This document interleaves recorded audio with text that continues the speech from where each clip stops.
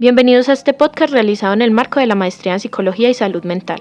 A partir de los planteamientos desarrollados por la psicoanalista María de los Ángeles Gómez Escudero en el Seminario sobre el Amor, reflexionaremos sobre una pregunta fundamental.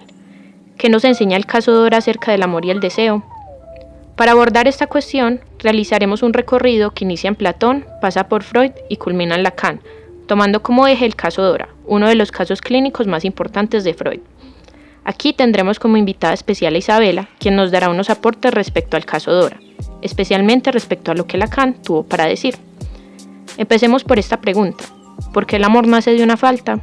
Es importante mencionar que durante el seminario se retomó el banquete de Platón, que es una de las obras más célebres de Platón.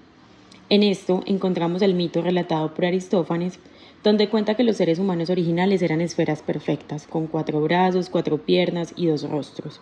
Eran tan poderosos que desafiaron a los dioses para debilitarlos, y por esto Zeus los partió por la mitad. Y desde entonces los humanos vagan por el mundo buscando desesperadamente a su otra mitad para así recuperar su integridad y unidad perdida. Por ello, se dice que desde entonces buscan aquello que sienten perdida. Además de esto, en el mito de Eros, Platón explica que el amor es una contradicción. Siempre está insatisfecho, es pobre y busca lo que le falta. Pero, más allá del carácter mitológico del relato, Platón introduce una idea que será fundamental para el psicoanálisis. ¿Será que amamos precisamente porque sentimos que algo nos falta? Podríamos pensar que el amor surge de aquello que sentimos incompleto en nosotros mismos. Gracias, Mariana. Retomar estas ideas de Platón en el banquete introduce la filosofía a la conversación. Pero a mí sí me queda la pregunta de qué es eso que descubre Freud sobre el amor. Sí, Sofi, creo que aquí es importante devolvernos un poco y empezar a hablar de Platón y de esa concepción que nos hace sobre el amor como una búsqueda de aquello que nos falta, que aquí Freud va a dar un paso más allá y nos va a mostrar que esa búsqueda está profundamente ligada al inconsciente. Nuestras elecciones amorosas no son completamente racionales ni conscientes para Freud.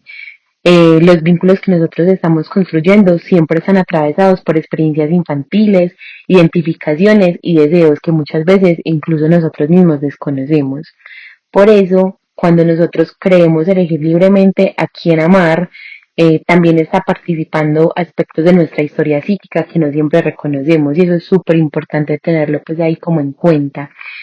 Entonces, en este sentido, pues el amor deja de entenderse únicamente como una decisión consciente y pasa a ser una experiencia del deseo desde la parte inconsciente. Freud incluso señala en la introducción al narcisismo, que aquí hay una cita muy bonita que me gustaría leer de manera textual, que dice que nunca nos hallamos tan desvalidamente infelices como cuando hemos perdido al objeto amado, o tan irremediablemente felices como cuando hemos ganado su amor. Eso lo decía Freud por allá en 1900, y yo creo que esta afirmación muestra hasta qué punto el amor tiene efectos profundos sobre nuestra vida psíquica y cómo nuestra relación con el otro puede influir en nuestra relación, en nuestra sensación de bienestar o de sufrimiento. Es muy diciente esa cita que traes a colación. El amor ciertamente influye en la vida psíquica de manera determinante. Precisamente el caso Dora ejemplifica eso. ¿Qué es lo que le ocurre a esta mujer? Continuando entonces con Freud, es importante entonces poder analizar este caso de Dora, que fue publicado en el año 1905, donde Freud trataba de analizar un caso de histeria. Dora era una joven de 18 años que acude a consulta presentando algunos síntomas como afonías, tos nerviosa, desmayos y algunos otros malestares físicos para los que no se podía encontrar ninguna explicación médica. Cuando avanzaba el tratamiento, Freud empieza a encontrar que estos síntomas estaban más relacionados con una historia familiar bien compleja y ligada a la afectividad de Dora. Dora pues se encontraba en medio de una dinámica bastante particular.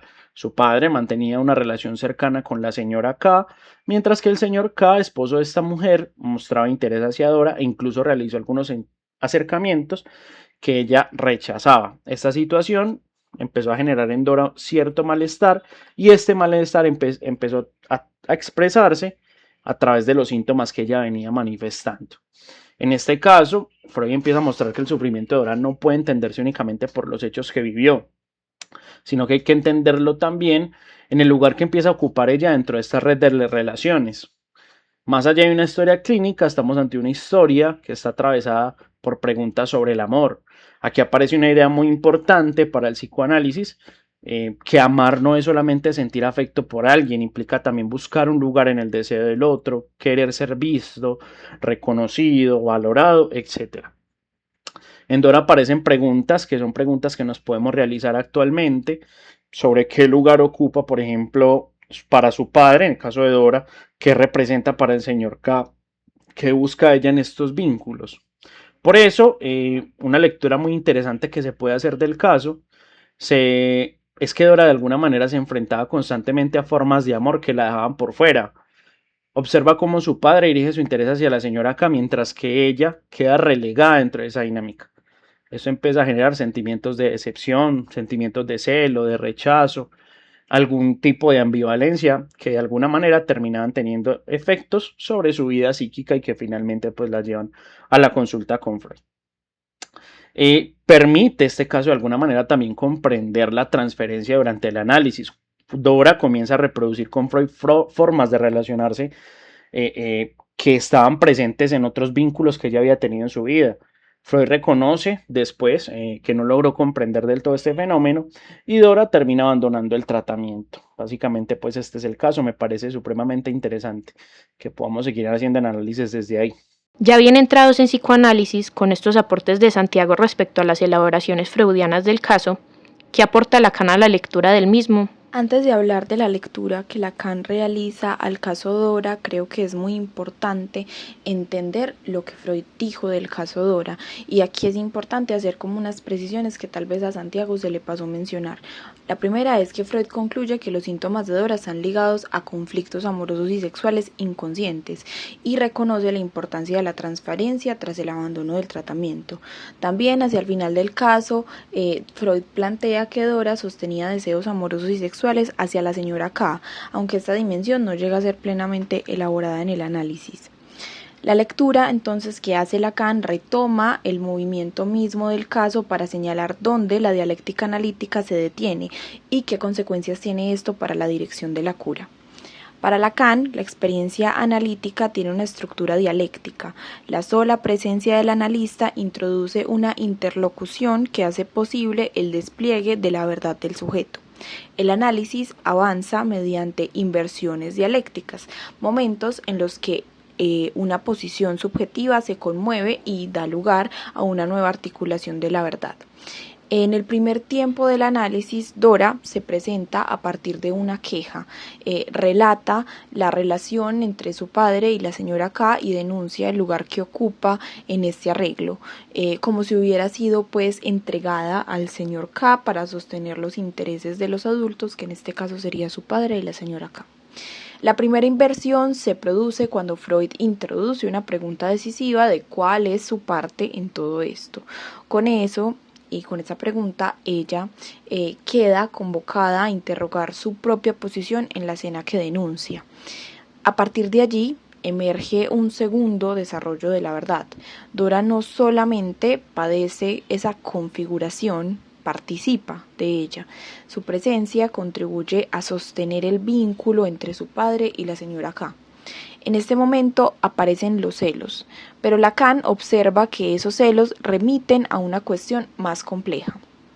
La segunda inversión permite situar que la señora K ocupa un lugar privilegiado para Dora. La fascinación que ejerce sobre ella señala una corriente mismo sexual reprimida que organiza gran parte de la economía subjetiva del caso, que Freud hace énfasis.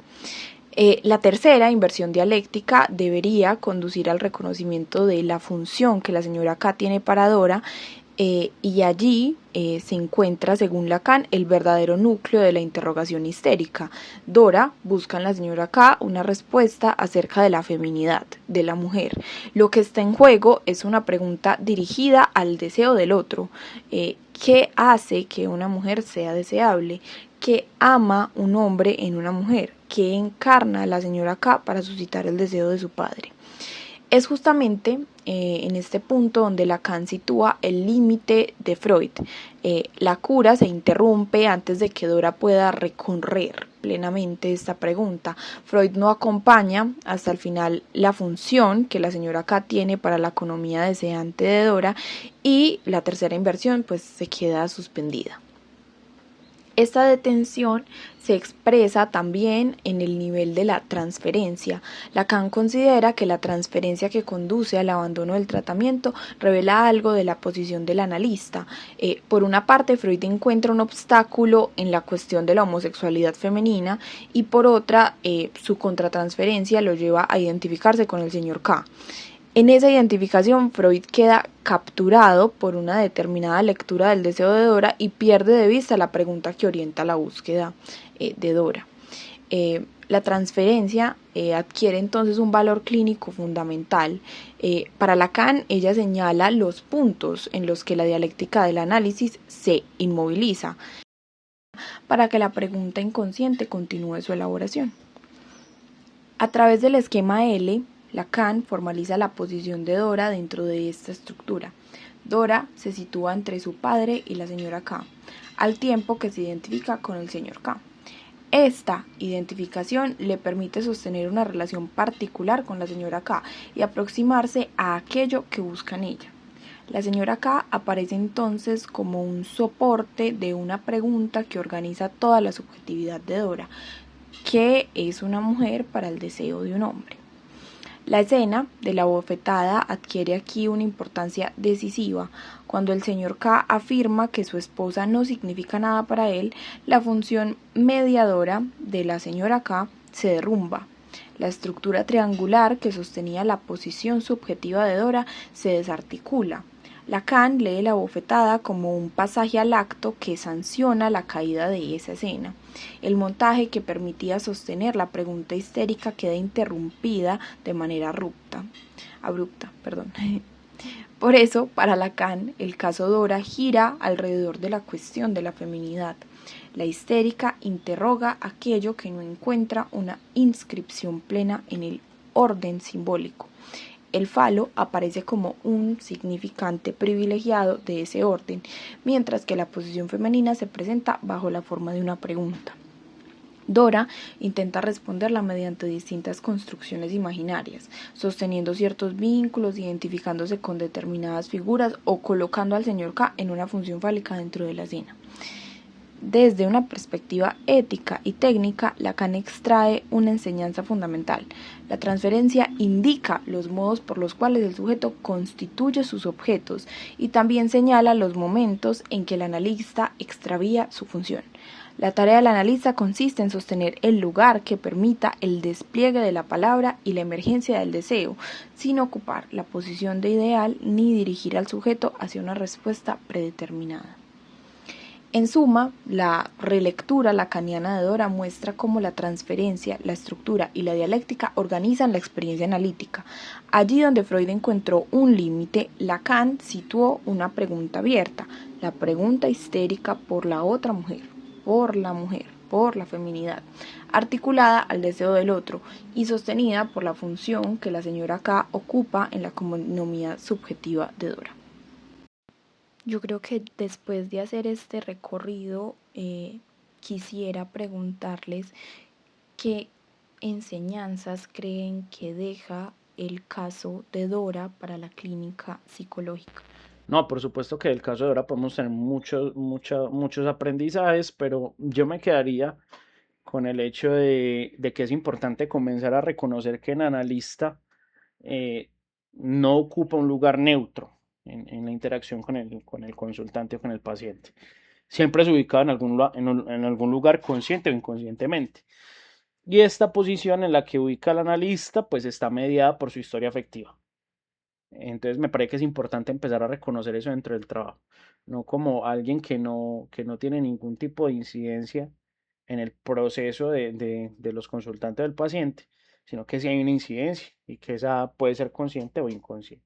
Bueno, aparte de lo que ya se ha nombrado, considero que sin duda alguna la enseñanza que nos deja Dora para la clínica psicológica empieza desde el escuchar más allá del síntoma y también poder reconocer la singularidad del sujeto. Esta conversación nos permitió hacer un viaje entre diferentes saberes y lo que tienen para decir sobre el amor. pero desde Platón hasta Lacan encontramos una idea común. El amor no puede reducirse a un afecto sencillo.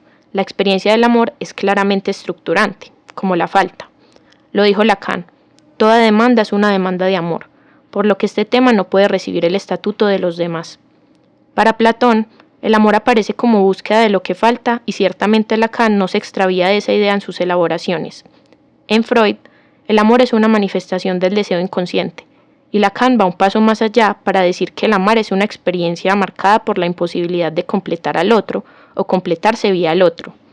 Ciertamente el caso Dora sigue siendo una referencia porque muestra que el amor, lejos de ser una respuesta, constituye una pregunta permanente sobre quiénes somos y qué buscamos en nuestra relación con los demás. Les dejamos esta pregunta para seguir pensando el caso y el tema del amor. ¿Ama Dora al señor K o desea algo que él representa?